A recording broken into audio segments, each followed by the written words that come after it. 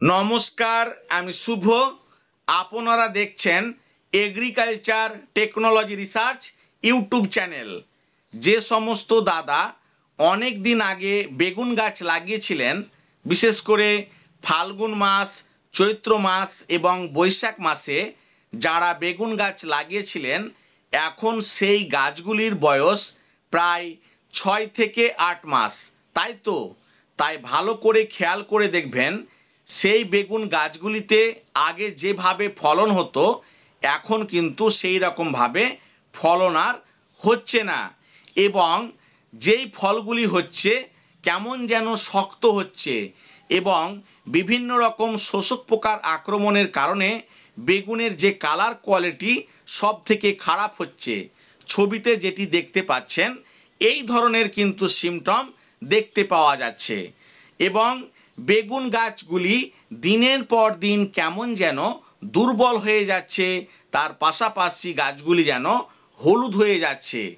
তাছাড়া সাদামাছি, মাকড় এবং চষি পোকা দিনের পর দিন এত পরিমাণে বাড়ছে, যার ফলে গাছের পাতার রস শোষণ করতে করতে গাছগুলি আরও হলুদ হয়ে যাচ্ছে এবং ভাইরাস পর্যন্ত আক্রান্ত হচ্ছে। ঠিক বললাম তো? তো এই স্টেজে আপনারা সাদামাছি, মাকড়, চষি পোকাকে মারার জন্য যে ধরনের কীটনাশক বা টেকনিক্যাল বেগুন গাছে স্প্রে করছেন, এখন নিশ্চয় ঠিক মতো আর রেজাল্ট পাচ্ছেন না, বা সাদামাছি, মাকড়, চষি পোকাকে আর মারতে পারছেন না। ঠিক বললাম তো? তো আপনার এই স্টেজে বা যাদের গাছের বেগুন বয়স 6 থেকে 8 মাস হয়ে গেছে, সাদামাছি, মাকড়, চষি পোকা কেন মরছে না, আমি সেই বিষয়টা নিয়ে আজকের ভিডিওতে আলোচনা করব।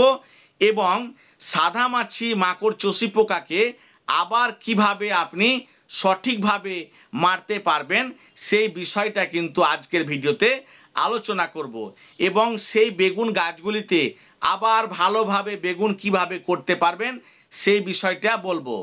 তো আজকের এই ভিডিওতে আপনাদের আমি মাত্র 2টি স্প্রে করার কথা বলবো। যদি স্প্রে করতে পারেন, তাহলে সাদামাছি, মাকড়, চষি পোকাকে আপনি নিমেষে দমন করতে পারবেন এবং বেগুন গাছগুলিকে আবার ঠিক করে ভালোভাবে ফলন করতে পারবেন। তো চলুন আজকের এই ভিডিওটি শুরু করা যাক।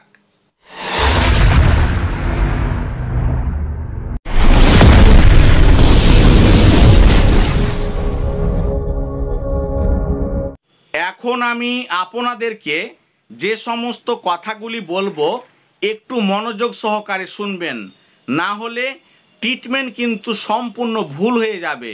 কারণ আজকের এই ভিডিওটি করছি একমাত্র আমি বর্ষাকালীন বেগুন গাছের জন্য, যাদের গাছের বয়স প্রায় এখন 6 থেকে 8 মাস, গাছগুলি অনেক খারাপ হয়ে গেছে। সেই গাছগুলিকে আবার কিভাবে ঠিক করবেন এবং প্রচুর পরিমাণে ফলন করতে পারবেন, সেই বিষয় নিয়ে আজকে পরিচর্যা করার কথা বলবো। তবে আজকের এই পরিচর্যা আপনি শীতকালীন বেগুন গাছে ভুল করেও স্প্রে করবেন না, কারণ আজকের এই ভিডিওটি হবে একমাত্র বর্ষাকালীন বেগুন চাষের জন্য। তো চলুন সেই বিষয় নিয়ে এখন আলোচনা করি। তো বর্তমানে এখন ভালো করে খেয়াল করে দেখবেন যে অনেক দাদা সাদামাছি, মাকড় এবং চষি পোকাকে ঠিক মতো মারতে পারছেন না। ঠিক বললাম তো? তো সাদামাছি, মাকড়, চষি পোকা কেন মরছে না, একটু ক্লিয়ার করে না আপনাদের বোঝালে আপনারা বুঝতে পারবেন না যে কেন এই ঘটনাগুলি ঘটছে। বিশেষ করে আমি এর আগে যত ভিডিও করেছিলাম, সেখানে বলেছিলাম যে সিনথেটিক পাইরিথয়েড গ্রুপের কীটনাশক বেগুন গাছে যত বেশি ব্যবহার হচ্ছে, এই কারণে সাদামাছি, তারপরে চষি পোকা, মাকড় তাদের দেহে শক্তিশালী অ্যান্টিবডি তৈরি করছে, যার কারণে পোকাগুলি মাতাল হয়ে যাচ্ছে বা তাদের দেহে অ্যান্টিবডি তৈরি করছে, যার কারণে আর সাদামাছি, মাকড়, চষি পোকা মরছে না। এখন সিনথেটিক পাইরিথয়েড বিষ কিভাবে চিনবেন? যে সমস্ত টেকনিক্যালের শেষে থ্রিন থাকবে, যেমন cypermethrin, deltamethrin, alphamethrin, bifenthrin, lambda cyhalothrin, এই সমস্ত কীটনাশকগুলি অনেক কীটনাশক দোকানদার বা আপনারা না বুঝে বেগুন গাছে রীতিমতো স্প্রে করছেন বেগুনের এই ডগা ও ফল ছিদ্রকারী পোকাকে দমন করার জন্য। এই পোকাকে দমন করতে গিয়ে আজকে আপনাদের সাদামাছি মাকড় চষি পোকার ঠিক মতো মরছে না। বুঝতে পারলেন? তাই আমি বলেছিলাম যে এই সমস্ত টেকনিক্যালগুলি যদি অ্যাভয়েড করে চলেন বা বেগুন গাছে স্প্রে না করেন তাহলে সাদামাছি মাকড় চষি পোকাকে আপনি ঠিক মতো মারতে পারবেন। কিন্তু আপনারা এগুলো করেননি, এখন ঠেলা বুঝছেন, সাদামাছি মাকড় চষি পোকা মরছে না, কি করবেন? তো যাই হোক, যা করেছেন করেছেন। এখন এই সিনথেটিক পাইরিথয়েড গ্রুপের কীটনাশক আর চালাবেন না, কারণ শীতে কিন্তু থ্রিপস বা চুলচুলে পোকার আক্রমণ সব থেকে বেশি হয়, যার কারণে দেখবেন ছবিতে যেটি দেখতে পাচ্ছেন এই ধরনের কিন্তু বেগুনের কোয়ালিটি দেখতে পাবেন। তাই এই সিনথেটিক পাইরিথয়েড গ্রুপের কীটনাশক আর ভুল করেও বেগুন গাছে অ্যাপ্লাই করবেন না। এখন জানাবো যে এই সাদামাছি মাকড় চষি পোকাকে তাহলে আপনি কিভাবে মারবেন। তাই আজকের এই ভিডিওতে এখন আমি আপনাদের দুটি স্প্রে করার কথা বলবো। যদি স্প্রে করতে পারেন তাহলে একদম 100% ক্লিয়ার হয়ে যাবে। আমার প্রতি বিশ্বাসটা রাখুন। বুঝতে পারলেন? কারণ আমার দীর্ঘ 15 বছরের অভিজ্ঞতা আজকে আপনাদের মাঝে শেয়ার করব। সেটা কি? প্রথম স্প্রে কি করবেন সেটা হচ্ছে আপনার বিএসএফ কোম্পানির ইন্টারপিড, সেটা দিবেন 15 লিটার ট্যাঙ্কিতে 30 ml এবং তার সাথে দিবেন বায়ার কোম্পানির মোভেন্টো ওডি দিবেন, মোভেন্টো এনার্জি কিন্তু নয়, ওডি দিবেন 15 লিটার ট্যাঙ্কিতে 30 ml এবং এর সাথে দিবেন পিগাসাস, ট্যাঙ্কি প্রতি দিবেন 7 গ্রাম মাত্র। দিয়ে তিনটি কীটনাশককে একসাথে ভালোভাবে মিশিয়ে এদের সাথে একটু সিলিকন বেস্ট স্টিকার বা আঠা দিবেন, দিয়ে আপনার বেগুন গাছে ভালোভাবে একটা ডোজ স্প্রে করবেন।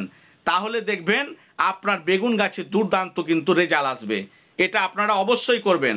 এটা একটা ডোজ হলো। এটা স্প্রে করার তার একদিন পরে আরেকটি ডোজ স্প্রে করবেন। সেটা কি করবেন? সেটা হচ্ছে আপনার বায়ার কোম্পানির মোভেন্টো ওডি, এটা দিবেন 15 লিটার ট্যাঙ্কিতে দিবেন আপনি 30 ml এবং তার সাথে দিবেন বায়ার কোম্পানির হচ্ছে অবিরন, সেটা দিবেন 15 লিটার ট্যাঙ্কিতে দিবেন 20 ml এবং তার সাথে দিবেন টপিক্যাল কোম্পানির হচ্ছে ট্যাগফ্লাই, সেটা দিবেন 25 ml। দিয়ে তিনটি কীটনাশককে একসাথে ভালোভাবে মিশিয়ে এদের সাথে কিন্তু একটু সিলিকন স্টিকার বা আঠা দিবেন, দিয়ে বেগুন গাছে স্প্রে করবেন।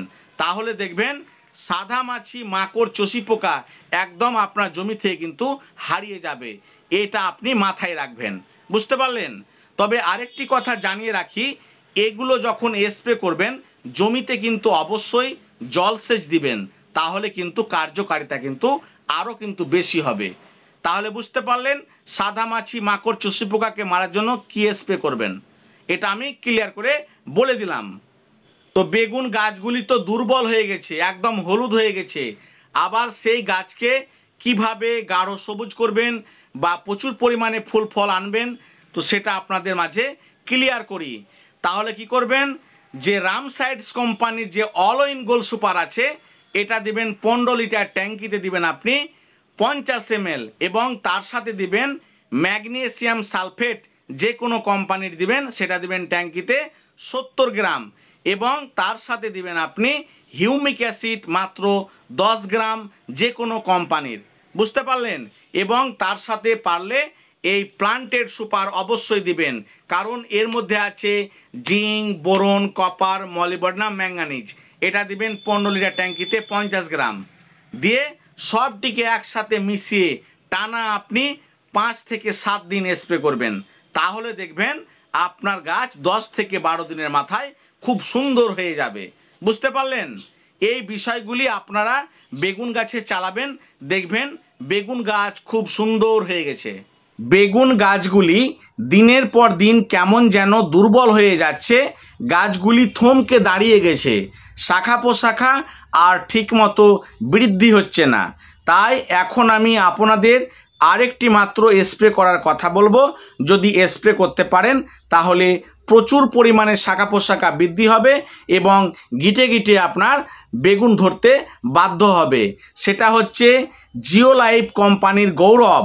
এটা হচ্ছে একটি কৌটো 60 লিটার মাত্র জল হবে। 60 লিটারের নিচে করবেন না, না হলে গাছের ক্ষতি হবে। বুঝতে পারলেন?